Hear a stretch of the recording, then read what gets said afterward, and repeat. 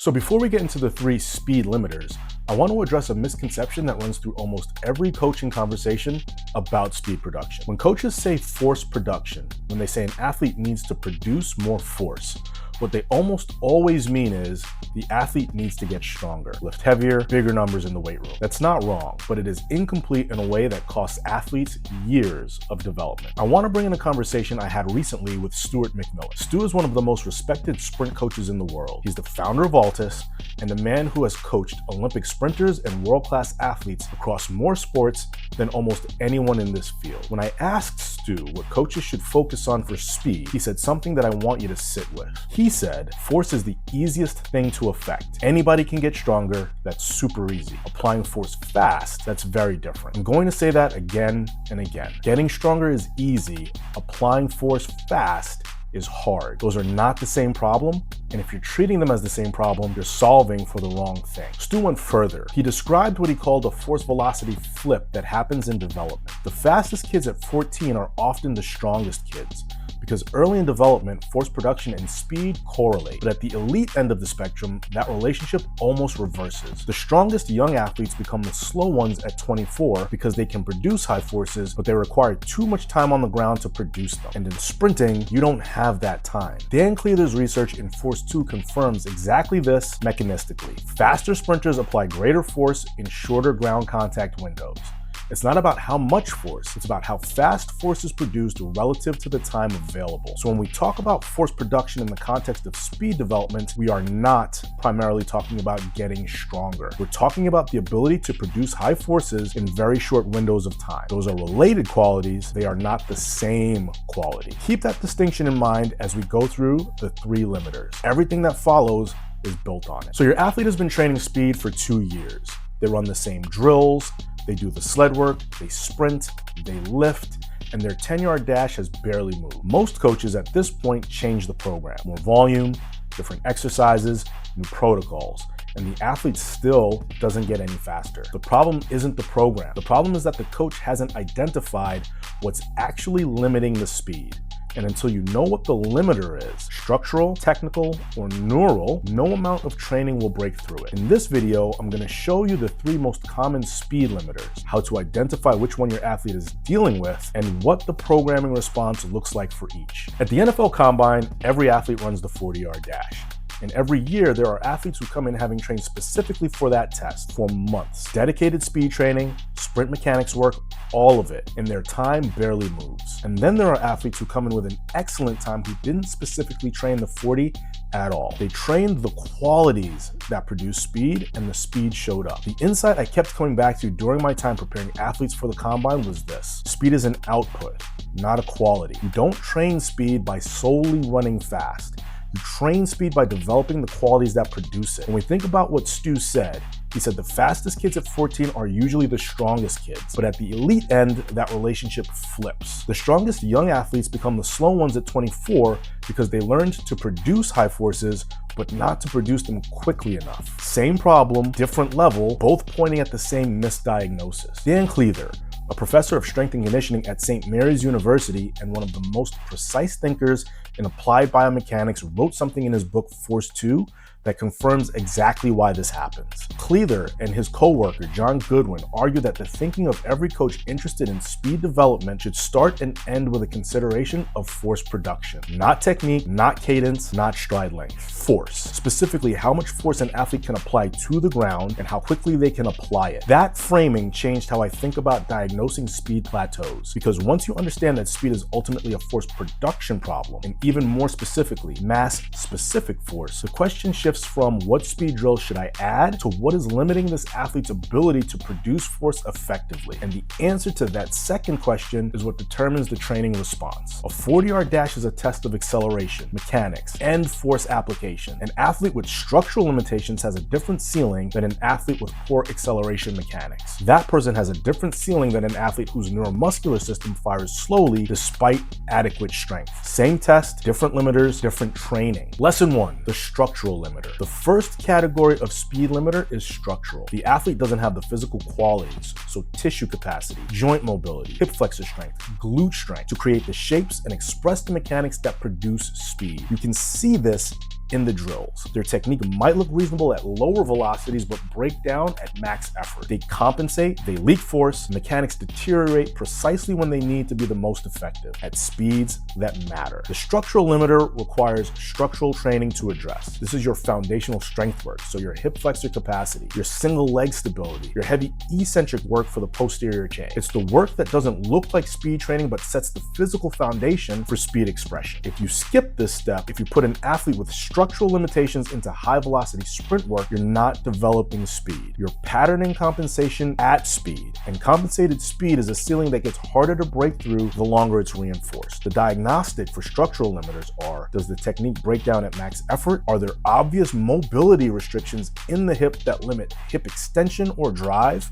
And is there a significant weakness in the hip complex relative to the overall strength profile? If yes to any of these, address the structure before velocity. Lesson 2, the technical limiter. The second category is technical. The athlete has the physical qualities, but the mechanics and coordination are inefficient. They're not applying force in the right direction at the right time. This is one of the most common limiters that I see in trained athletes, because most speed training programs prioritize volume over mechanics. They run a lot. They get fitter at running, but the pattern they're reinforcing is a compensated one. And fitness at a bad pattern is still a bad pattern. The technical limiter responds to deliberate, lower velocity mechanics work. So A skips and B skips are diagnostic tools and pattern builders. Wickets, assisted speed work that lets the athlete feel the correct mechanics before they have to produce them independently. The key principle with technical limiters: don't try to fix mechanics at max velocity. The nervous system under maximum efforts reverts to whatever pattern is most integrated. Fix the mechanics at lower velocities first, then gradually increase the velocity with the corrected pattern. The nervous system needs repetitions of the right pattern at manageable intensities before it can express that pattern under load. The diagnostic: watch the athlete at submax effort, so 70 to 80% intensity. If mechanics look good at submax but break at max, you likely have a structural limiter. If mechanics look inefficient even at submax intensities, you have a technical limiter. Lesson 3, the neural limiter. The third category is neural, and this is where Dan Cleather's research becomes directly applicable. Cleather and Goodwin's central finding in Force 2 is this: the fastest athletes are not moving their legs more quickly than slower athletes. They're applying greater force to the ground in shorter ground contact times. As running speed increases, ground contact time decreases. And to compensate for less time on the ground, the force applied has to increase significantly for the athlete to continue accelerating. The sprinters who break through speed plateaus are the ones whose neuromuscular systems can produce high levels of force in extremely short windows. We're talking about 100 to 200 milliseconds of ground contact at maximum velocity. Stuart McMillan puts the elite formula in the clearest terms I've ever heard. If I apply the exact same force as you, in the exact same time as you, in the exact same direction as you, and I'm lighter than you, I beat you. So it's mass-specific force: speed of production, direction, and body weight. 4 variables. Most speed programs only train one of them. The neural limiter is an athlete who has the structural capacity and the technical pattern, but whose nervous system doesn't fire fast enough or with enough organization to produce the forces Cleather describes within those brief contact windows. You can see this athlete in performance. They look strong, their mechanics are reasonable, but they're still slow. And the confusion coaches have about this athlete is real, because they look like they should be faster. The neural limiter responds to work that maximizes intent, work that specifically trains the nervous system to fire as fast as possible. You apply metrics in the reactive tier: resisted sprints paired immediately with free sprints, contrast training, heavy loaded movements followed immediately by the same movement at maximum velocity. The principle, which Cleather's work supports mechanistically: the nervous system adapts to the demands that are placed on it. If every sprint is at 80% effort, the nervous system learns to produce force at 80%. The neural limiter requires consistent exposure to maximum intent, to the actual ceiling of neuromuscular output. For the nervous system to raise that ceiling, volume is not the answer for neural limiters. Intent is. 5 sprints at absolute maximum effort develop the force production capacity Cleather describes, faster than 20 sprints at comfortable effort. This is where the microdosing principle from strength training applies directly to speed. Frequent, high quality, low volume exposure to maximum intent. The practical application: exercises for each limiter. Here's where the 3 limiter categories become a training menu. For each limiter, there's a specific set of exercises that address the root cause, not the symptom. Exercises for the structural limiter. The goal here is building the physical foundation before asking for velocity. These don't look like speed exercises. That's intentional. Single leg Romanian deadlifts. Posterior chain strength and hip control under load. The hip complex needs to be able to produce and absorb force in the positions sprint mechanics demand. This exercise puts it under eccentric stress in the range that matters. Hip flexor strength work, so march variations, banded hip flexion, resisted knee drive. Most coaches underprogram hip flexor capacity relative to how much it's demanded in high velocity running. A structurally limited sprinter often has weak hip flexors that can't sustain drive mechanics at speed, so heavy sled pushes at short distances, 10 to 20 meters with recovery. The demand here is structural and horizontal. The athlete is pushing a large mass from a low starting velocity, building the tissue capacity to handle ground reaction forces without compensation. Nordic hamstring curls. The eccentric hamstring load most directly associated with sprint injury prevention. For athletes with structural limiters, this is non-negotiable before high-velocity sprint work is introduced. Exercises for the technical limiter. The goal here is pattern correction at submaximal velocities before demanding the pattern at speed. A skips and B skips as diagnostic tools first, corrective tools second. Watch the A skip.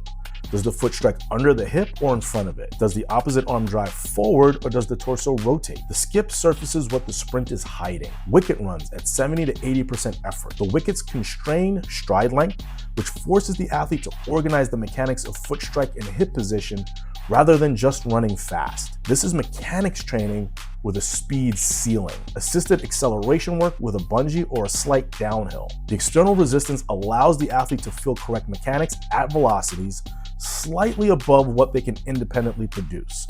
The nervous system experiences the correct pattern before it can generate it independently. Exercises for the neural limiter. The goal here is maximum intent at every repetition. Volume is the enemy.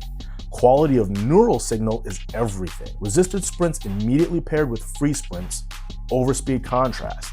The athlete sprints 15 meters against sled resistance, then immediately sprints 15 meters free. The removal of resistance creates a potentiation effect. The nervous system, primed to fire hard against resistance, fires even harder when the resistance is gone. This is one of the most effective neural training methods available. Drop jumps. As discussed in the plyometrics video, very short ground contact, maximum reactive strength. The neural limiter is often also a reactive limiter. The system can produce force but can't produce it fast enough given ground contact time constraints. Drop jumps train exactly the quality Cleather's research points to: high force in minimal time. Maximum velocity sprints at full effort, but for 5 or 6, not 20. The neural limiter responds to the quality of the neural signal, not the number of repetitions. Every sprint at 80% effort is training the system to fire at 80%. Maximum intent, full recovery, low volume. The rule that connects all three: match the exercise to the limiter. A structurally limited athlete doing drop jumps before the tissue capacity is built is accumulating injury risk. A technically limited athlete doing maximum velocity sprints before the pattern is corrected is patterning the compensation at higher speeds. A neurally limited athlete doing endless volume at submaximal effort is getting fitter but not faster. Diagnose first, prescribe second, let the speed be the outcome. The diagnostic before the program. Before you write the speed program, ask 3 questions. 1. Does the athlete have the structural capacity to express the mechanics that produce speed, or are there physical limitations that will produce compensation at high velocities? 2. Are the mechanics efficient at submaximal effort, or is the pattern itself the problem? And 3. Given the adequate structure and technique, is the athlete expressing maximum intent in speed training, or are they training a comfortable effort that never challenges the nervous system's ability to produce force quickly? The answers determine the training priority, not the drills, not the protocols, the limiter. Cleather's framing is worth carrying into every speed diagnosis. Start and end with force production. Which structural quality, which mechanical pattern, or which neuromuscular output is limiting the athlete's ability to apply force effectively to the ground? That's the question. Everything else follows from the answer. Stuart McMillan told me that if he had to reduce coaching or speed to one thing, it would be the quality of movement, not force, not strength, not fitness, elasticity, and coordination. The ability to apply force in the right direction at the right time time with minimal wasted energy. Dan Cleather's research gives that a mechanistic foundation. Faster athletes apply greater force in shorter ground contact windows. Stu's 20+ years of coaching elite sprinters confirms it from the field. Getting stronger is easy, getting fast is hard, and most coaches confuse the two. Speed is not one thing. It's a product of structure, mechanics, and neural output. And as Dan Cleather's research makes clear, all three ultimately come down to the same question. Can this athlete produce high amounts of force in very short windows of time? The limiter is different for every athlete. The coach who diagnoses before they prescribe builds faster athletes. The coach who prescribes the same speed training for everyone gets inconsistent results regardless of effort. Identify the limiter, address it directly, and let speed be the outcome. The Programming Architecture Workshop on June 22nd covers this diagnostic framework across strength and condition, the decision process that makes these assessments fast, consistent, and actionable. The link is below. Hit that subscribe button and see you in the next video.